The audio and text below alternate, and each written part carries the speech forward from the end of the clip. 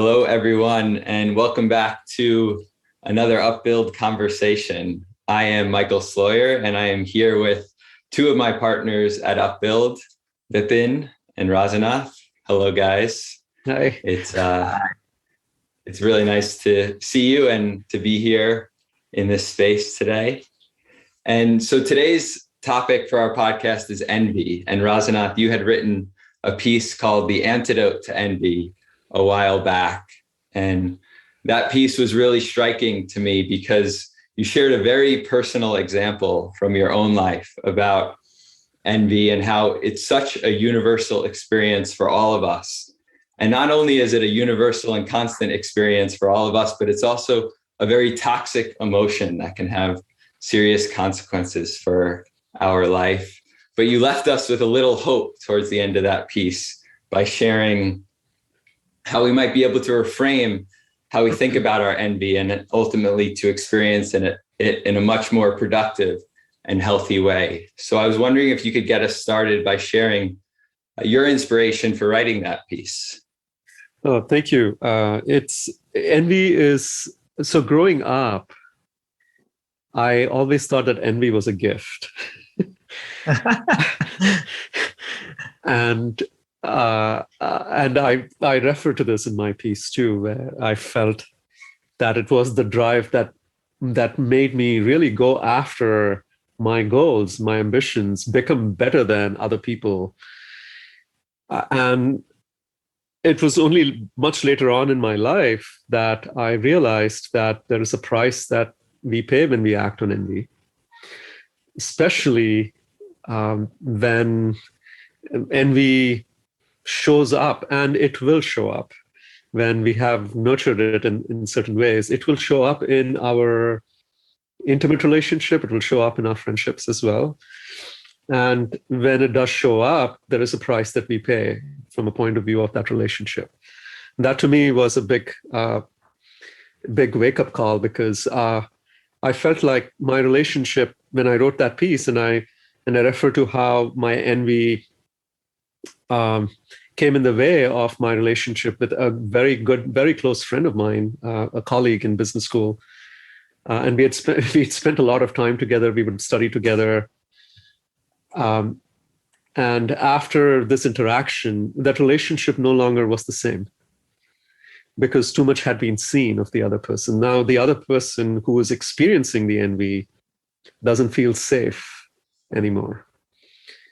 And that to me was a big wake-up call, just recognizing how acting on envy can put a limitation on any and all of our relationships. That's so funny when you were saying that you viewed envy as a gift. My immediate reaction was, you must have grown up in a very different, had a very different experience than I did. And then as you were explaining it, I was thinking, I don't think it was so clear or explicit in my mind how I use that as to drive myself. But that is absolutely true. Instead, it would just make me feel bad about myself. So I can't really associate envy with the word gift as you just shared. I think it's how we reframe the word envy as drive. And that reframing is not just intellectual, it's also an emotional reframing, where, and this is true for a lot of competition that we experience in corporate America today, within a company, amongst companies. It is the fuel behind it is envy, but it is so well disguised as drive. Yeah.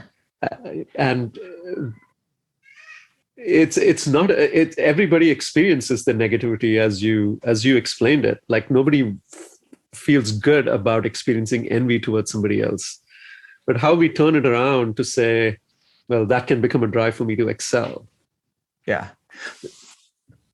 Well, I think that to me, drive is the coping strategy. So I experience envy, and how I cope with it is to use that to drive myself, right, so that I can deal with the suffering that I'm experiencing. And like you said, you use it as fuel.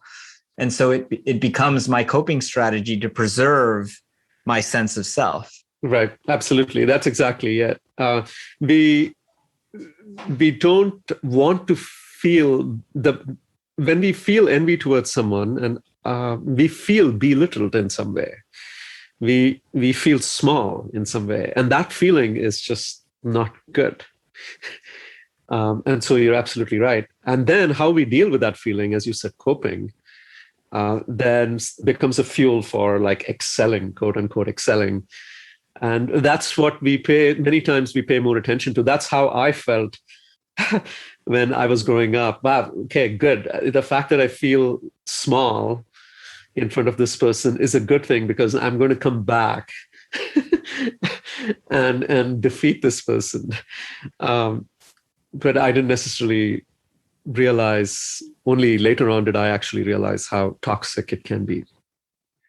There's so little space that we put between our feeling of envy and then this compensation into drive, that, and I've actually had a few conversations in the last couple of weeks about this, where I've asked people, would you want to get rid of your envy if you could, and you could just not experience that?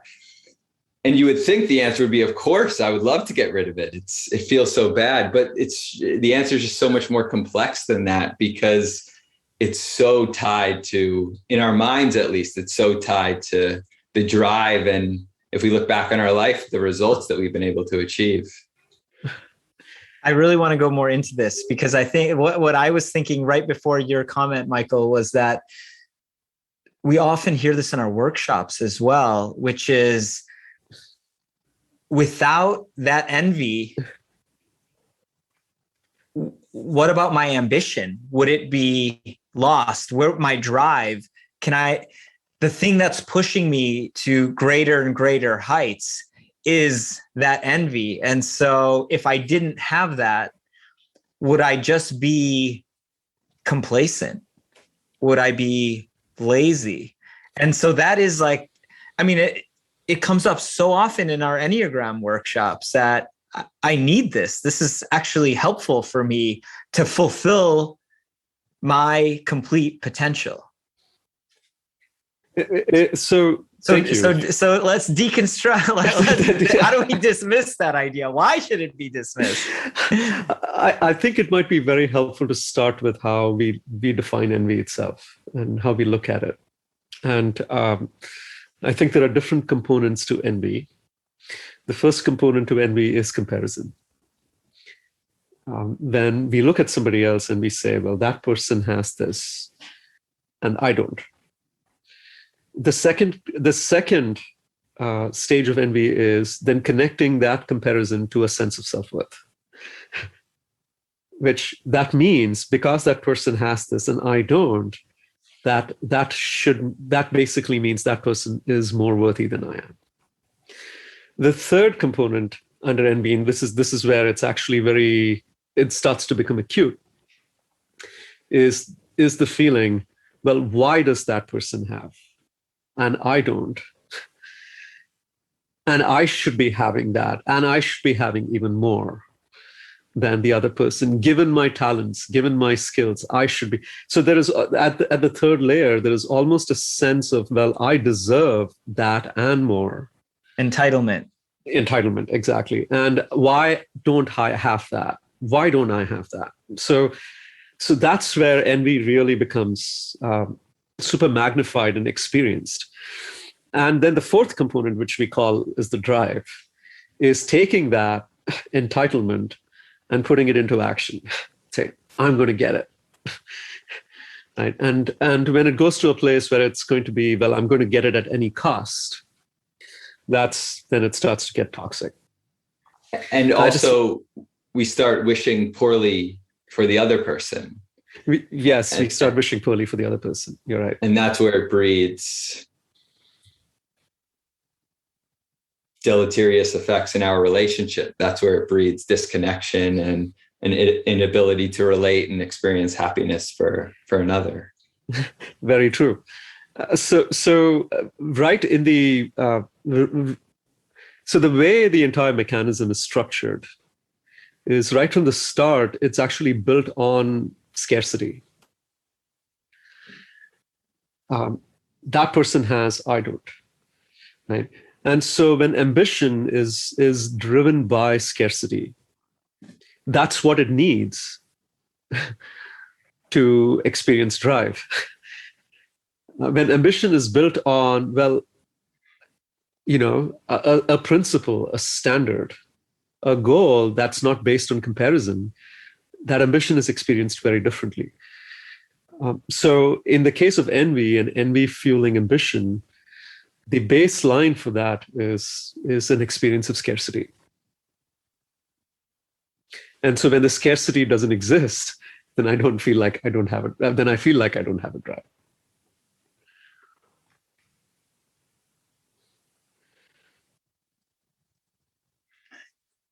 I was thinking that I may be experiencing envy right now, and your ability to take a topic like envy and break it down into these 4 categories and walk through each of these spontaneously as if like you've written a book on it. Thankfully, I don't. I'm not wishing ill on you just yet.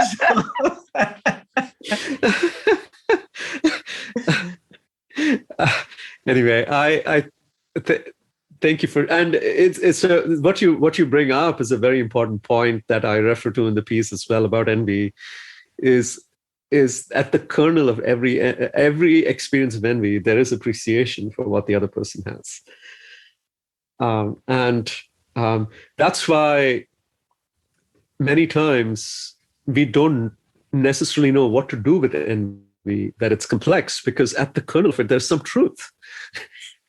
The other person may have something that you deeply appreciate. And it also may signify something amazing about the other person. Where it gets tricky is when we suddenly think that as overshadowing our own sense of self-worth.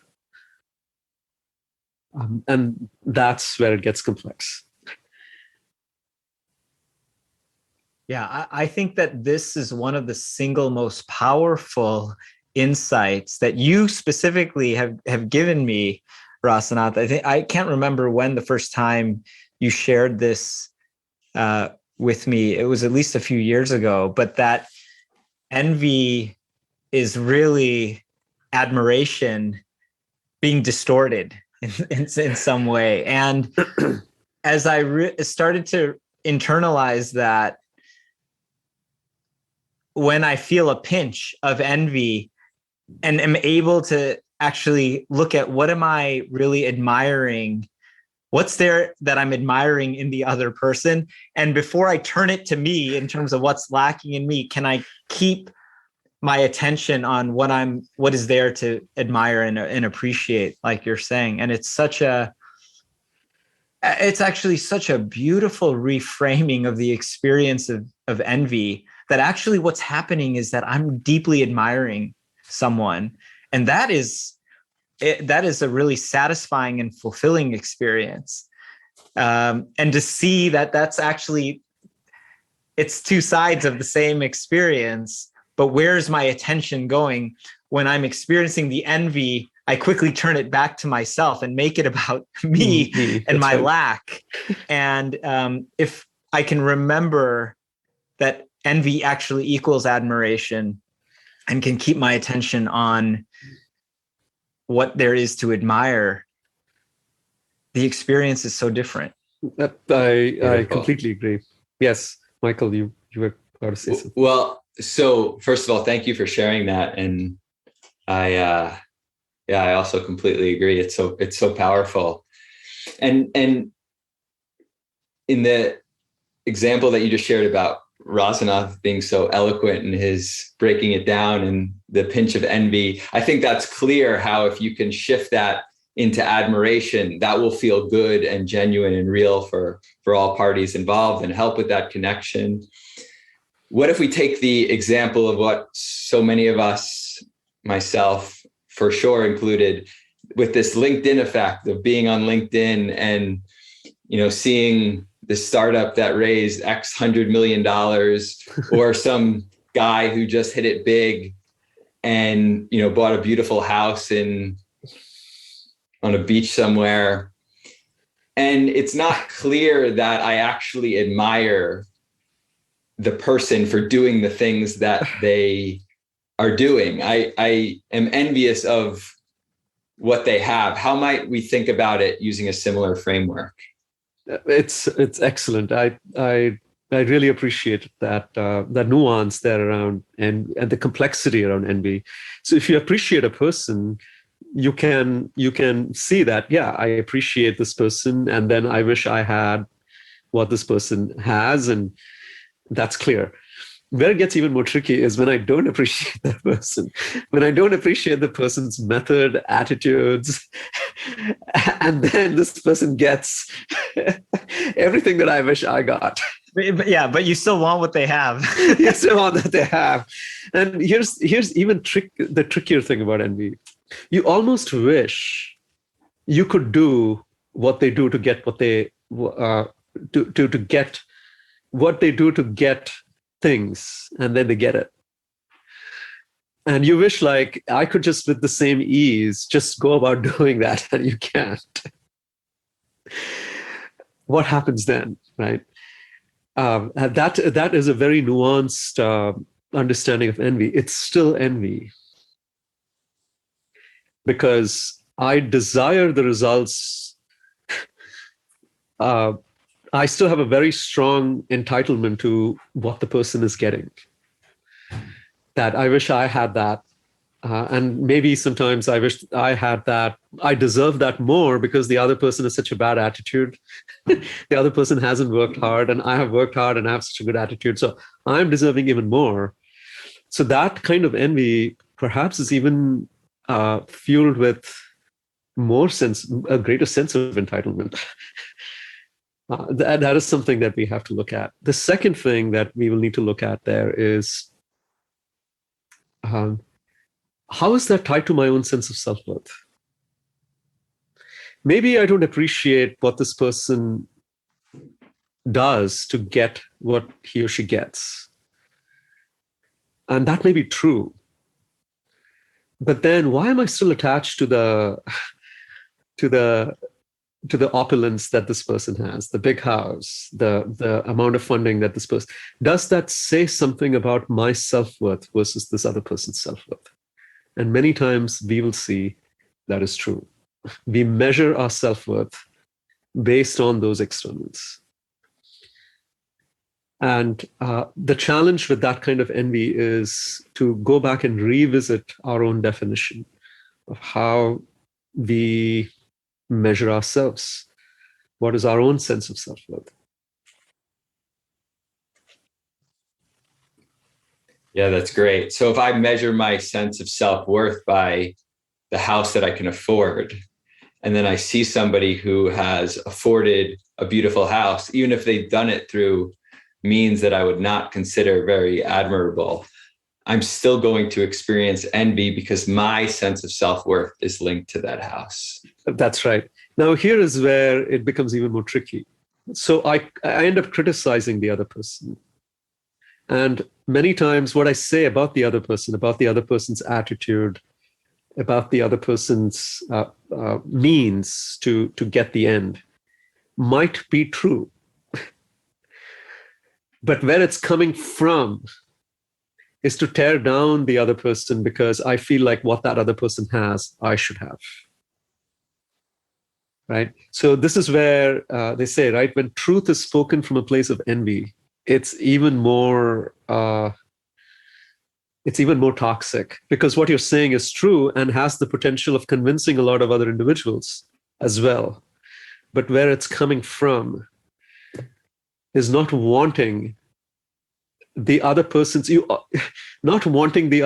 to necessarily change. So this is something that I had to confront. So I have experienced envy towards this particular individual who has been phenomenally successful in terms of building a coaching practice and extremely like famous at this point in time. And I had to really look inside of myself. And some of the approaches and methods, it's not something that I would personally like resonate with internally, and I have strong differences of opinion. And at one point in time, I started sharing that more with other people. Well, I'm not like, well, I don't do these things. I don't, I don't. And I found that I was actually subtly tearing down the other person. And I had to ask myself, do I desire the good of that person? Do I truly want this person to succeed? When I looked at myself, the answer was I actually wanted the person to fail. So I had to ask myself the question, well, how should I then approach this person?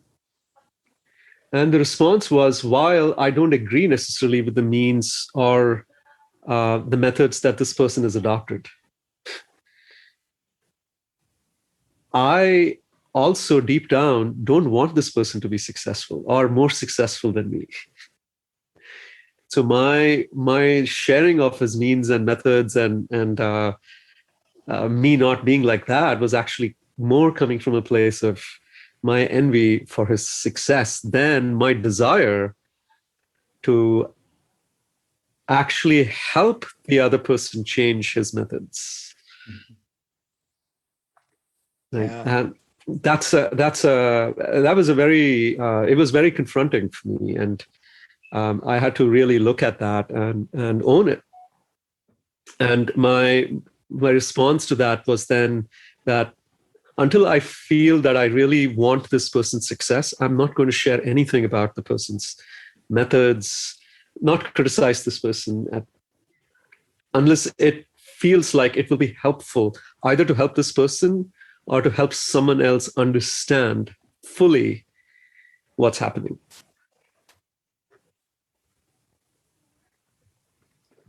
Thank you for sharing that.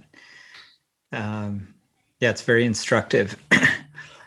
There's one other piece that when I think about my own personal antidote to envy, I think for me, there's three components, two of which we've kind of talked about, one we haven't, but one is just recognizing my own fear of worthlessness. That's so, it's my Enneagram type is built on top of this fear. And then my, I see it everywhere. And so then when the feeling of envy, when it comes and I can just remember, oh yeah, there's that fear front and center, and I can see where it's coming from. It helps to get a little more distance from that envy, just knowing like, okay, because usually I would be in a reaction before I even know it. I'm feeling pinched, I'm feeling bad about myself. But as I can relate it back to seeing my sense of worth being called into question, okay, I can take a little more distance. I think the second thing for me is this point that we were talking about earlier around admiration and seeing like, okay, really what's happening is I'm deeply admiring someone else, and let me actually like give a lot of energy to that admiration instead of turning that energy on myself. Michael, you asked a good question. What if you're not actually admiring? So to me, then sometimes that goes back to the first piece, which is, well, I'm admiring the results then. If nothing else, I'm admiring the results and the outcome, and it's pointing again to my sense of self-worth or lack of. The third thing that I wanted to share that I was thinking about is purpose. And what I've noticed is, while I've always claimed to have a purpose in my work, when that purpose has been when the deeper purpose has not really been existent and the purpose has been to be successful, right? That is the purpose. Then it's on quite shaky ground. So then when that is my purpose, and when I see anyone more successful than me, because it's not grounded in anything that is larger than like, how are people perceiving me? my purpose is basically to be perceived as a highly successful person. And because it's all relative, then the LinkedIn effect, as you pointed out, is very real and poignant. But a shift has been when there's, in our work at Upbuild over the last 5 years, a deeper sense of purpose in my own work. When I see somebody else achieving great heights, I don't feel as thrown off, because I feel like I'm actually connected to my own purpose that I feel deeply. And so I think that is one of the, that can be a lifelong journey, a lifelong challenge, but to be able to work to finding that purpose for oneself, because as long as it has just been to be successful at whatever I do, which I wouldn't have even said that was my explicit purpose, but that was really what it was, then I'm just buffeted by every indication that I'm not as successful. The purpose it's not rooted very deeply. Does that make sense? Yes. And thank you for sharing those three things so explicitly. And with the third one, with purpose, it's not that we can't also be motivated by wanting to be the most successful. I mean, for many of us, that's in our DNA. And although we'd love to work towards it as an eventual goal, it might not be realistic in the short run. So it's not that we want to completely rid ourselves of having that as our purpose, but like the wisdom texts teach us, and like we've talked about in many of our more spiritual workshops and courses, we want to find a higher taste, a higher purpose. And so usually that higher taste and that higher purpose, it's already there. It might be the original spark for why we pursued something in the first place. Maybe it's not, but maybe it is. And if we can just draw our awareness more frequently to that purpose, that can be so helpful, whether it's a little sticky pad on our desk or a reminder in some other way, that even if we're still holding the motivation of I want to be successful, how can I draw my attention towards that higher purpose? Yeah. Well, I also think that to be successful, to want to be, that's not purpose. That is a desire. I have that desire myself, but that is different from purpose.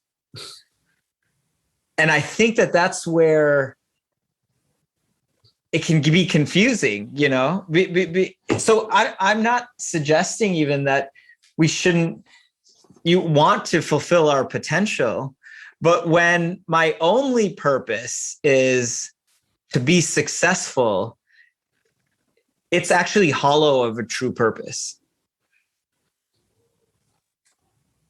I don't know. Does that make sense? I completely agree with you. And I also think that directly ties to the idea of self-worth, because the purpose purpose comes from inside out. A sense of success you will always see will be, it has the definition of that. It's a shifting goalpost. It's outside in. It's a shifting goalpost. The other thing about success too is, 10 years ago, I had defined success in a certain way. I achieved it. And when I get there, I still don't feel successful. But purpose has a very powerful and a very different experience. When I live my purpose, even when externally the results don't necessarily manifest the way I want for it to manifest.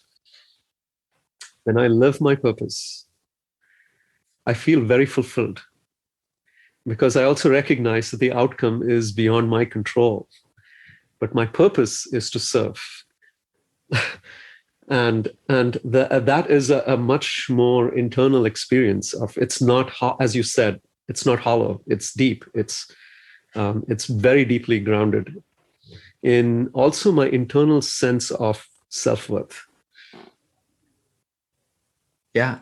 Well, another example from my own experience is as a startup founder, when my purpose is just wanting to make this company successful and have a successful exit, then every time I see someone in my network having that experience, it's just like all I can see is, well, I'm not there yet, or I'm not fulfilling my quote unquote purpose of being successful. And all these things around me are making me aware of the delta between those people and where I'm at.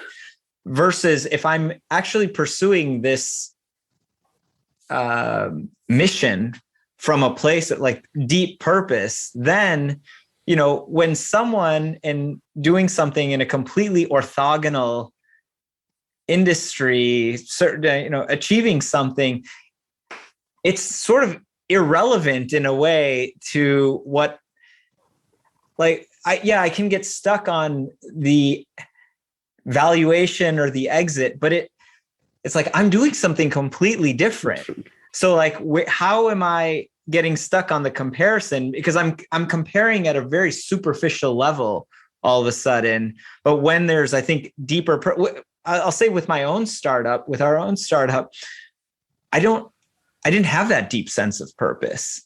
And so there was a lot more battering when I would see something and be like, wow, we need to rev up the engines. We need to move faster. We need to drive the valuation, versus like now when I see those things, I think that is really great. Like that's not even a possibility with what we're doing. And it's not even a goal. It's not aligned with the purpose. So then it's harder to experience the same pinches because the purpose is very different.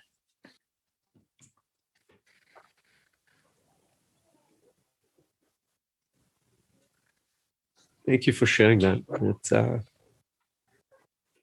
I really appreciate it. Yeah, and that's not to say that I don't experience envy anymore. I have a lot of envy. in my life, but those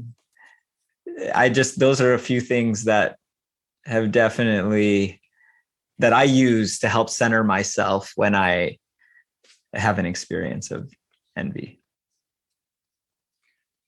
So one of the traps that people fall into is that they mask their core drive to be successful, if that is the driving force for whatever the vision, mission of their company is, or some other more noble purpose that they think they have. But if they really look inside, and again, from personal experience, if I really look inside, what is the core driver? And so just stopping and taking a second and really asking ourselves, like, what is driving me here? And that takes. Sorry, yeah, go ahead. Please. No, please. I was saying that takes for us to really step back and one acknowledge that we are envious. There used to be this ad when I was growing up in India for a TV, where the ad for the TV was the tagline that they had was "Neighbors envy, owners pride." That was the tagline that they had, and there was something about when somebody else is envious of you, you enjoy that envy on the other side, like that. So this is the other side of envy, right? And somebody's envious of you, and you know that they're envious of you. There's a sense of like, look how great I am. Right? So on both sides, this is a whole nother topic. We could do an entire podcast on this. And then there is also like the joy that we are getting from the validation is not just the validation, but the fact that others also feel that they don't have what you have. Right. So envy is it's a problem on both sides, is how I'm trying to express this. And what it is to be able to step back and really see internally, well, what's happening here. And to acknowledge, to own that I am envious, or I'm enjoying envy, being on the other side, somebody else's envy towards me. And then to see how it's tied to my sense of self-worth. And to, over time, then see that my sense of self-worth doesn't lie in the comparison of what somebody else has. That detangling takes work. Mm-hmm. And we've already done a podcast on that.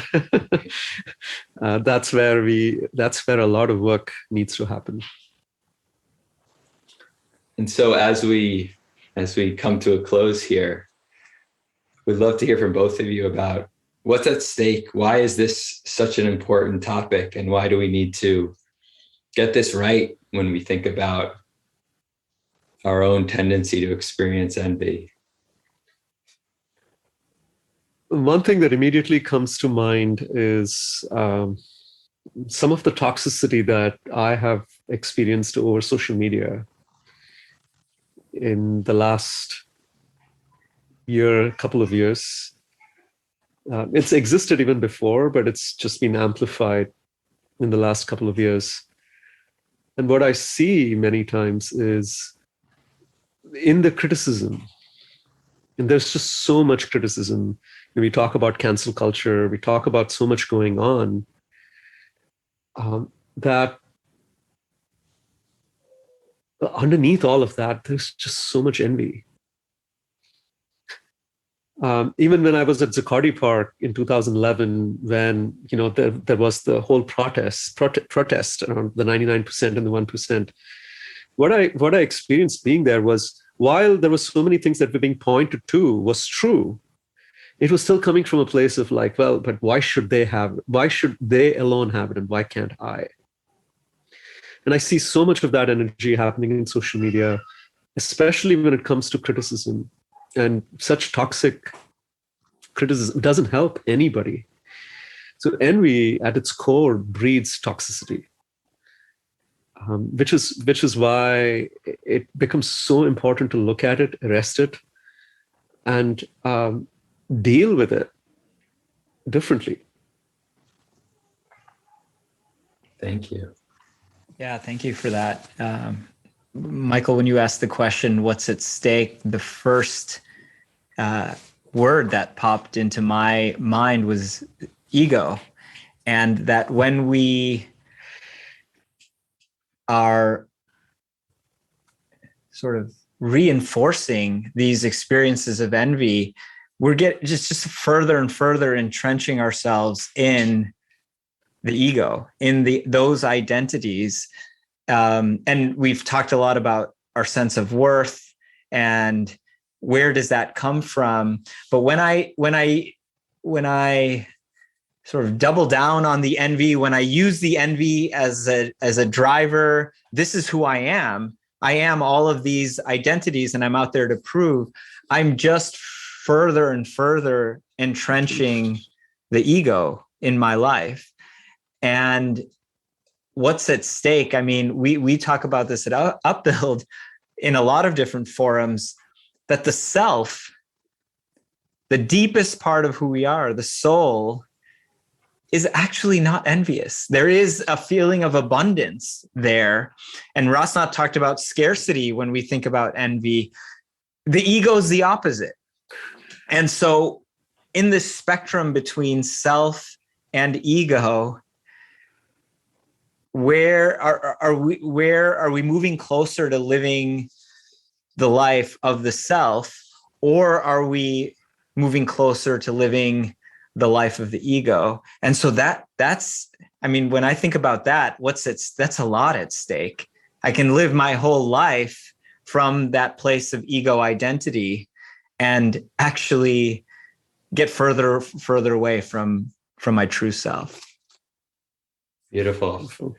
Yeah, if we think about the qualities of the self, gratitude, humility, these are all in direct contradiction to envy.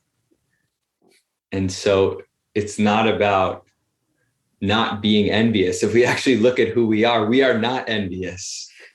And so we just need to tap into that. And I think some of the methods and steps that both of you shared will be really helpful for us to do that. Thank you. I would say, if you're experiencing envy, and if you realize you're experiencing envy towards somebody, you can do two simple things to start with. One is, if you genuinely appreciate the person, go and vocalize it. Appreciate the person, and you will see the envy actually starting to dissipate. It takes some courage to do it, but when you do it, it just dissolves. It just dissipates.